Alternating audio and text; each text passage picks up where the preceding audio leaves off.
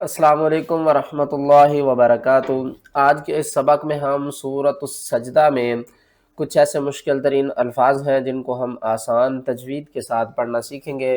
Video को last तक ज़रूर देखिएगा, इंशाअल्लाह आपकी तजवीद दुरुस्त हो जाएगी। और इस वीडियो को सदका जारिया समझ कर अपने बहन भाइयों के साथ शेयर करें, वीडियो को लाइक करें, और जो मेरा बहन भाई चैनल पर न्यू है वो चैनल को सब्सक्राइब कर लें। अऊज़ु बिल्लाहि मिनश शैतानिर रजीम, बिस्मिल्लाहिर रहमानिर रहीम। ये सूरा हरूफ मुक़त्तआत से शुरू होती है। अलिफ लाम मीम। दो मद्दात हैं, दोनों को आपने 5-5 अलिफ के बराबर खींच कर पढ़ना है। यहाँ पर देखें बहुत से लोग कंफ्यूज होते हैं कि वो पढ़ते हैं मिन रब्बिहिम, यानी कि नून को भी पढ़ते हैं रा को भी पढ़ते हैं। यहाँ पर एक कायदा मैं आपको समझा दूं कि इसको मीम नून रा जेर नहीं पढ़ने, आपने पढ़ना है मीम रा जेर मिर, रा बा जबर रब बा लाम जेर बिल, मिर रब्बिल, और बगैर गुन्ने के। यहाँ पर हो रहा है इदगाम बिला गुन्ना, यानी कि इदगाम तो हम करेंगे लेकिन गुन्ने के बगैर करेंगे, ठीक है ना। मिर रब्बिल आलमीन।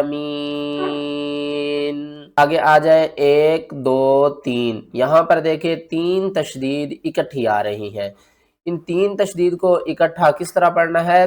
मालकुम मिन दूनिही मिन वलिय्यिन वला शफीअ। यहाँ पर हमने क्या करना है? मीम वाओ जेर मीम, यहाँ पर हम करेंगे इदगाम माल गुन्ना, यानी कि इदगाम करेंगे गुन्ने के साथ, मीम को वाओ के साथ मुदगम करेंगे और साथ में गुन्ना भी करेंगे। और वाओ को फिर हमने क्या करना है? जबर के साथ पढ़ना है। किस तरह?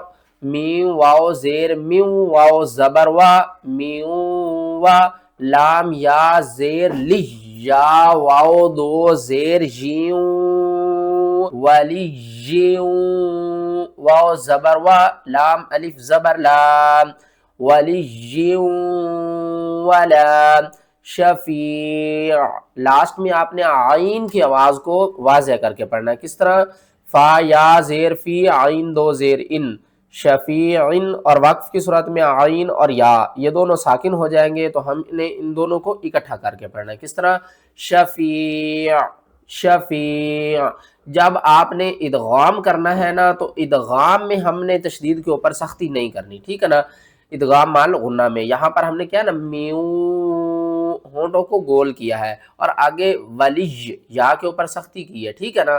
तो जब इदगाम हो रहा होगा गुन्ने के साथ, तो फिर हम तशदीद के ऊपर सख्ती नहीं करेंगे। जब तशदीद अकेली आ जाएगी तो फिर हम उसके ऊपर क्या करेंगे? सख्ती करके पढ़ेंगे। आगे नेक्स्ट में देख ले। यहाँ पर देखें बहुत से लोग कंफ्यूज होते हैं, क्यों? ये एक अलिफ खाली है, फिर उसके बाद हमजा है, फिर इस अलिफ के नीचे जेर है। तो 90% कंफ्यूज होते हैं कि इस हमजा को पढ़ना है या इस हमजा को पढ़ना है। यहाँ पर एक बात आप ज़हन में रख लें कि अलिफ के ऊपर जब भी ज़बर आ जाए, नीचे ज़ेर या पेश आ जाए, तो ये फिर अलिफ नहीं रहती, फिर ये हमजा में तब्दील हो जाती है, ठीक है। और ये अलिफ इससे पहले अगर किसी हर्फ के ऊपर ज़बर होगी तो फिर हम इसको पढ़ेंगे, अगर इससे पहले कोई हर्फ साकिन होगा तो फिर ये वस्ल अलिफ होगी, इसको हम नहीं पढ़ेंगे, ठीक है ना। तो इसको किस तरह पढ़ेंगे? वक़ालू अइज़ा। देखिए ये पढ़ी ही हमजा ही जाती है, लेकिन यहाँ पर अलिफ भी हमजा में तब्दील हो गया, तो दो हमजा हम इकट्ठी पढ़ेंगे। किस तरह? अइज़ा अइज़ा ضللنا في الأرض أइन्ना लफ़ी ख़ल्क़िन जदीद। यहाँ पर देखें, यहाँ पर भी दो हमजा इकट्ठी आ रही हैं। आगे नेक्स्ट की तरफ चलते हैं।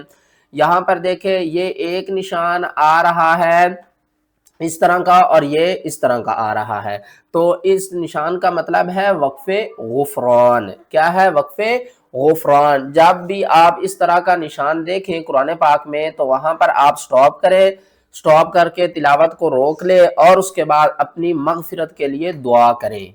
क्या करना है कि जब भी आपने वक्फे गुफरान पर वक्फ करना है, तो उसके बाद आप अपनी मगफिरत के लिए दुआ कर सकते हैं। किस तरह?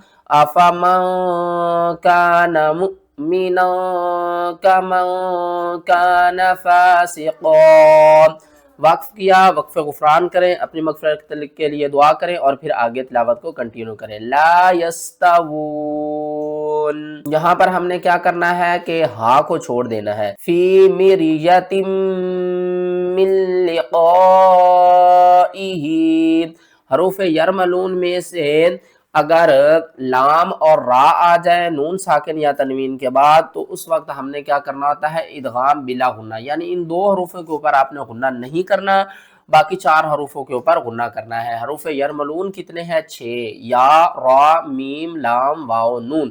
نون ساکن یا تنوین کے بعد اگر باقی 4 حروف آ جائے تو وہاں پر ادغام مال غنہ کریں گے، لام اور را آ جائے تو ہم وہاں پر ادغام بلا غنہ کریں گے۔ ویڈیو اچھی لگی ہے تو ویڈیو کو لائک کریں، چینل پر نئے ہیں تو چینل کو سبسکرائب کریں۔